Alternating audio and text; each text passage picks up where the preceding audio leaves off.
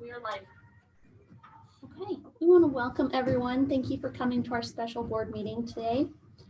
We will open with, the floor will be open for a motion to approve the agenda. Madam Chair, I make a motion we approve the agenda. Is there a second? Second. Those in favor? Aye. Any opposed? Okay, Screen share, Mrs. DeGraw. I could have a. Who seconded that motion? I, You did, okay. I thought so. all right, we're going to start with the blended learning days for 7th through 12th grade. Hey.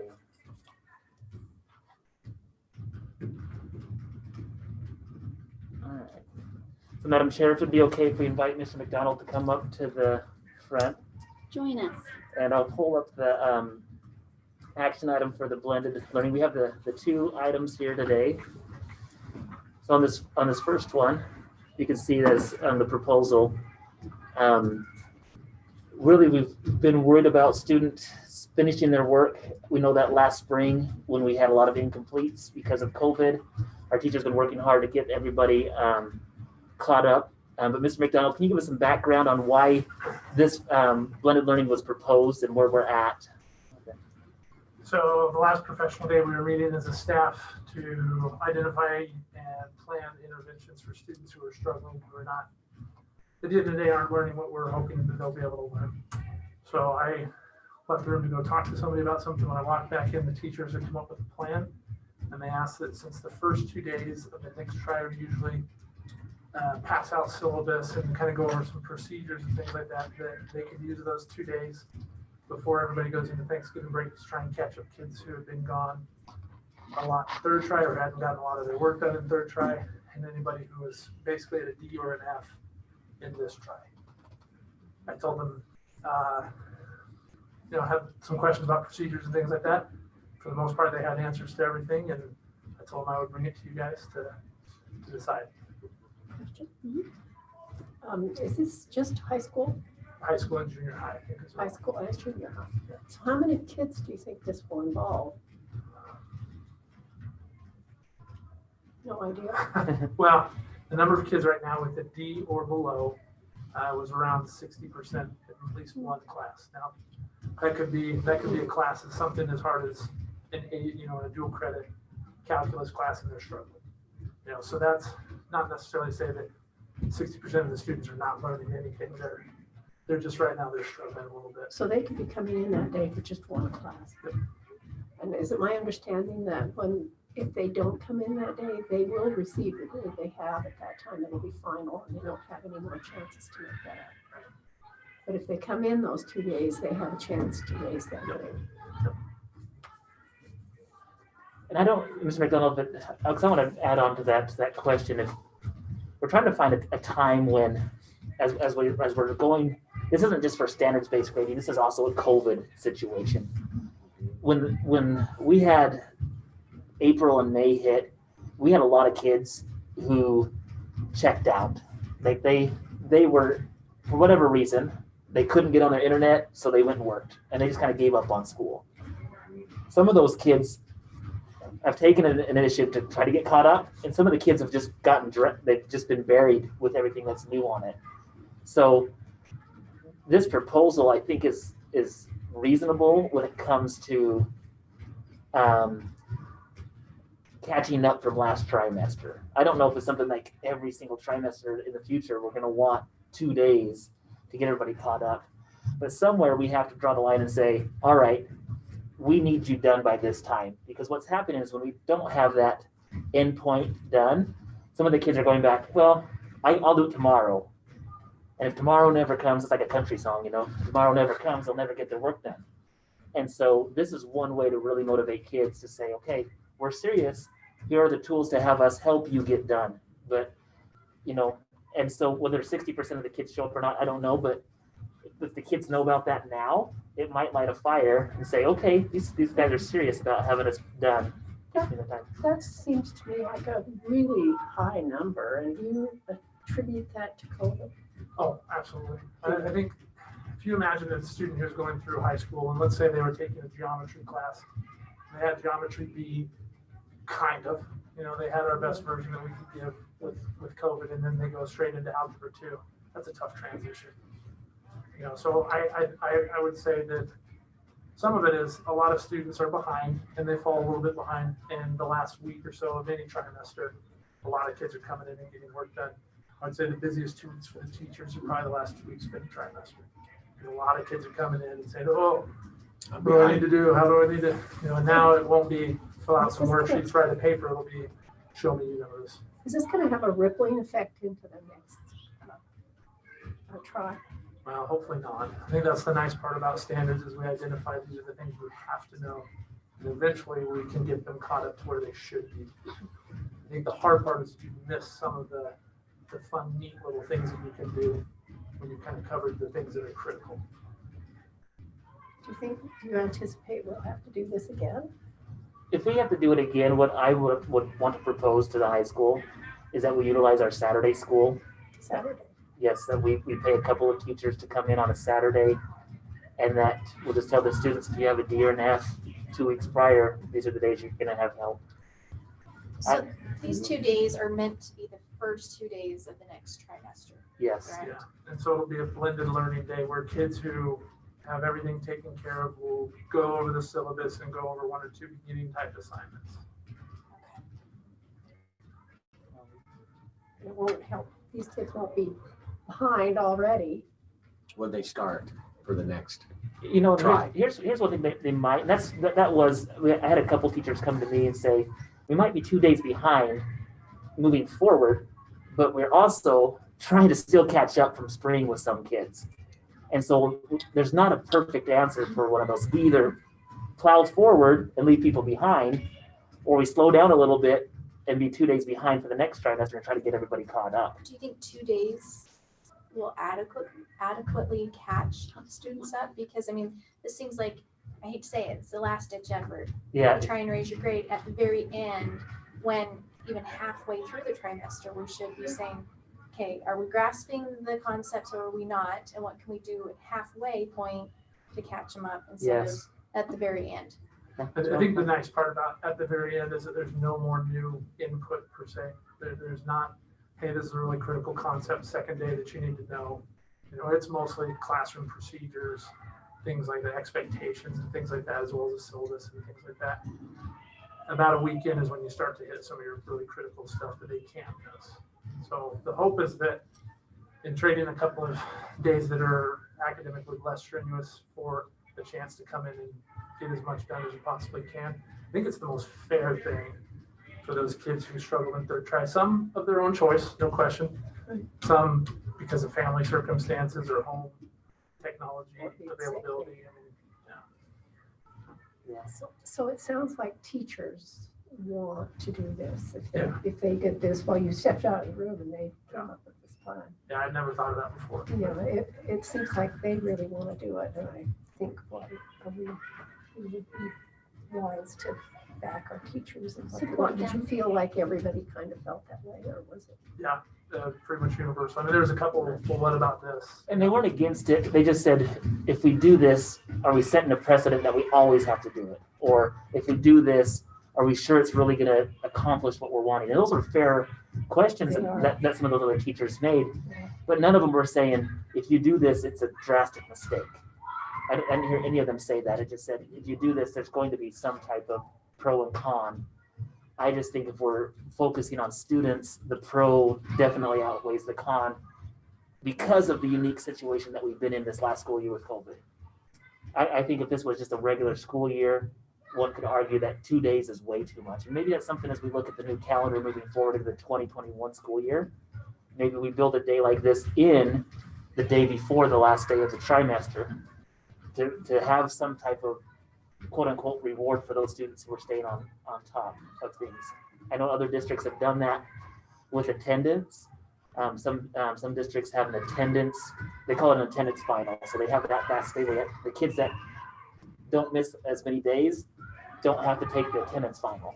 But that's one of the things that they said not to do anymore, is to encourage attendance. Yes. If you're sick, Come even stay if you're home. sick. Exactly. And so, and And, you know, and I think as we get to the next discussion item, because these both are kind of a COVID type related, we don't want kids coming if they are sick. And we have to kind of have that trust. And because we've had people staying home when they are sick, we're not seeing the outbreak in our school. Yeah. So it's one of those things that, but I appreciate that you recognize our teachers are thinking that this is something that they can do to help kids. I'm glad that the board would feel that that could be something positive. Is the school notifying the parents of the students who need the extra assistance, or are you leaving it solely up to the student? No, we haven't, that's one of the things we haven't quite figured out. We've kind of set Wednesday, the week before, Monday and Tuesday, is kind of the day to notify kids. And probably the easiest thing will be for teachers to send out a generic email on Wednesday. This is always, of course, assuming that if a kid's at 67% and they do well on the final, obviously they wouldn't need to come in. I just hope those that need to utilize it actually show up. Right. Well, it'll be a regular day. So it's essentially the kids who have everything done, it'll be excused for them. Everybody else, it's a regular day. I appreciate that the teachers are willing to do this, and I hope the kids, even though it's only 2 days, if you have maybe some one-on-one time with the teacher, I hope they'll take advantage of it. That's the hope, if at least small group instruction. So you're gonna have teachers helping these kids.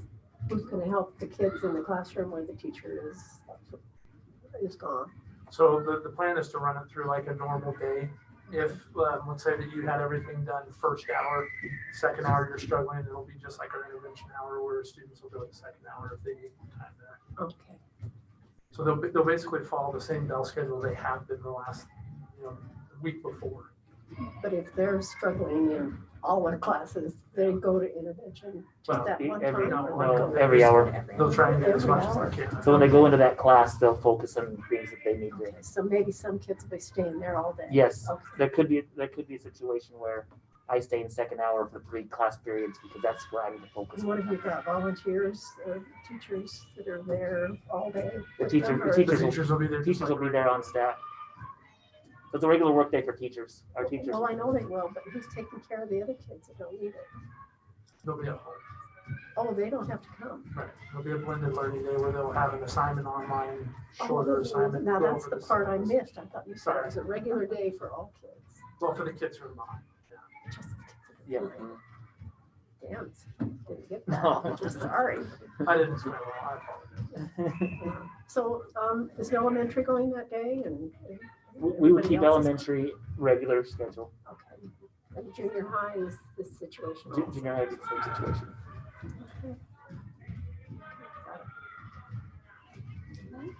Some more questions for Mr. McDonald? No, I think it's a good opportunity for those kids to catch up, have at least a chance to catch up. Okay, will the floor be open for a motion then to approve the blended learning day for 7th through 12th? Madam Chair, I move that we approve the blended learning day for grades 7-12 on November 23 and 24. Is there a second? I second that. Any discussion? Those in favor? Aye. Any opposed?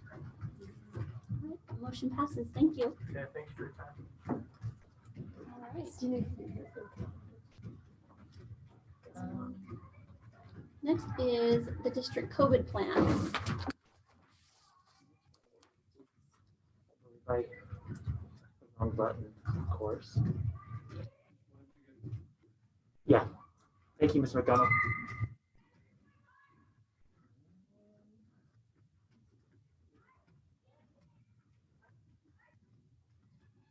All right, the second one is just an update on our COVID plan. We know that I'm going to go back to share again. Mrs. DeGraw. Looks like I'm on. Should be okay. I'm there now. Thank you. Last Tuesday or Thursday, excuse me, the Eastern Idaho Public Health had an update to their regional plan, which does impact our current plan. And so we know that with everything with our COVID plans, I'm gonna go a little bit about that one. that we know that we need to revise it and adapt and adjust to the updates of the new information around COVID-19.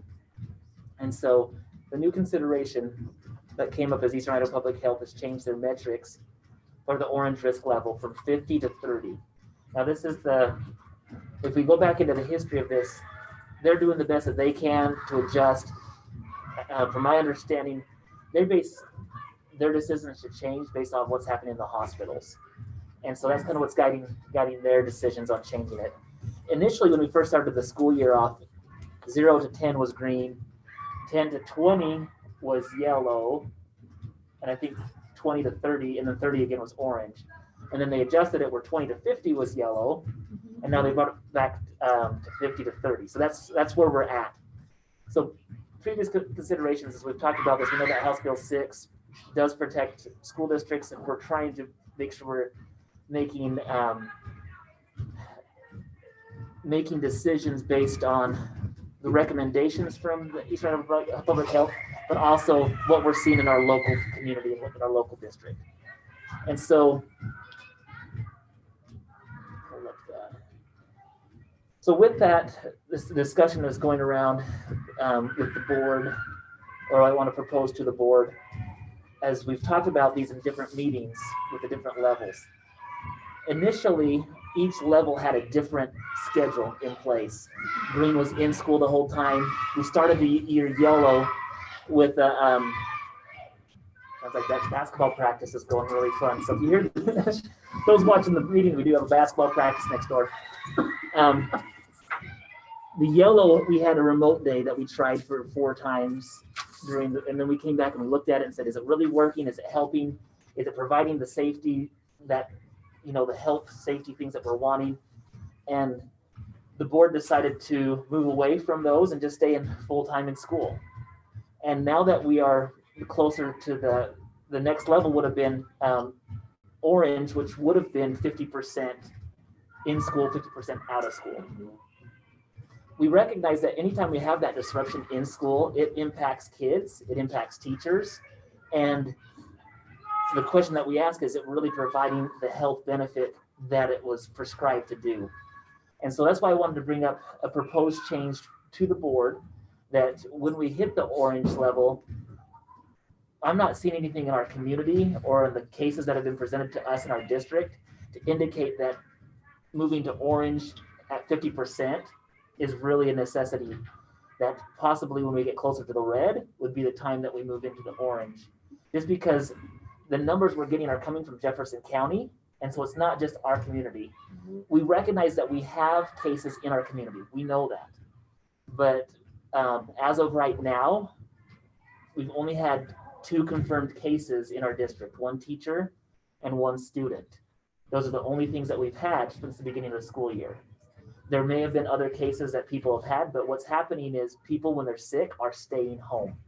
And I can't reiterate that more, that if we continue to stay home when we're sick, it seems to be stopping it and keeping it contained. And that's not only just with COVID, but also with flu. I was talking to a teacher of a younger class today. She says generally by this time last year, they have tons of sniffles in the classroom. They have tons of sick kids. She says that because parents are keeping their kids home, it's not spreading, not even the cold is spreading as much in our schools. And so as we look through the proposals that I put on here, our yellow one would stay the same with one little change right here.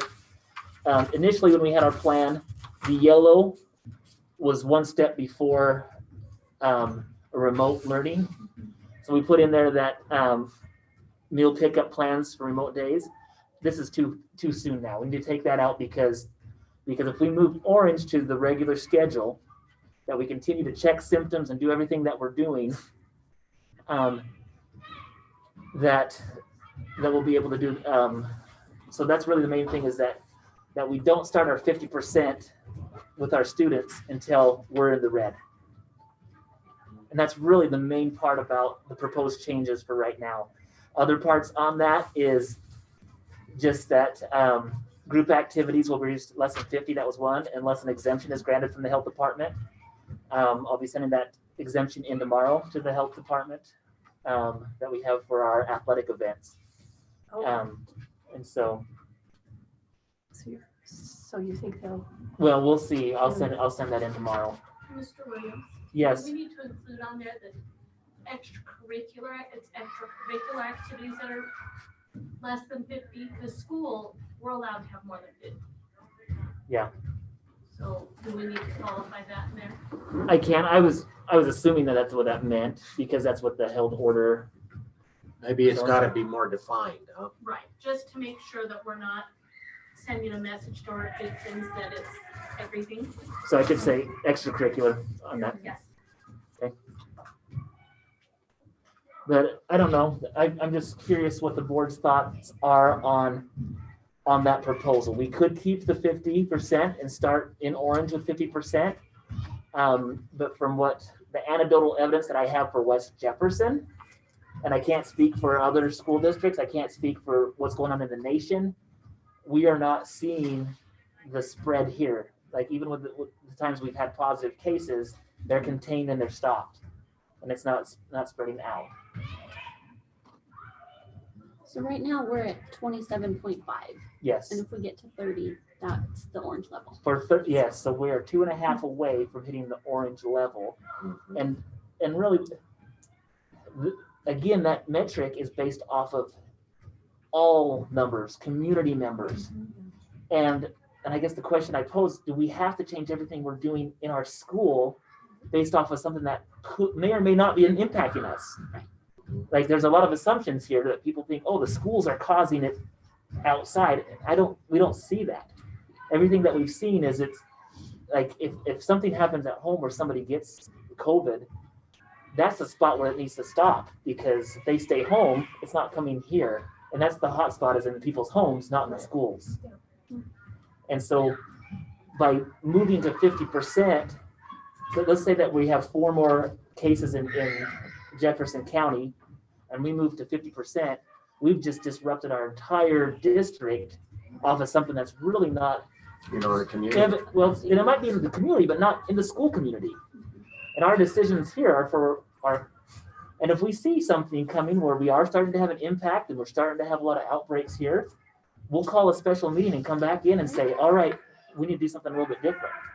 But right now, I feel like our plans, they're cautious, but I don't want to say too cautious, because you can never be too careful, but you can if the metric we're using isn't from what the school is. I feel good about it with the activities, as long as you've got them in those pods, like you said. And Yes. if they're not, they're wearing masks or, Right. I think, I feel like we should just continue as we are Continue as we are with Yeah. school. if we go into orange. See, that's what I Yeah, want the that's board. what we're trying to accomplish, Ned. That's what I want the board to decide on, because I'm not seeing anything. I feel more stressed about having 50% of the students gone I do too. if orange is only 2 more people in the communities that have it. Right. It doesn't, to me, that doesn't justify saying, let's put a kibosh on what we're doing right now with I our think kids. you'll know when you've hit the mark where you've got to pull back. Yes, I think you'll know.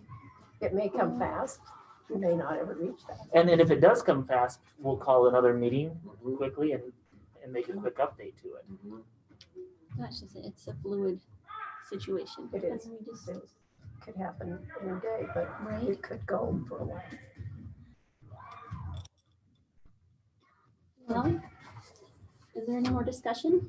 Why I said community is, if they have a problem, say in Rigby, and we don't have it here, we should let that Rigby community shut this district down.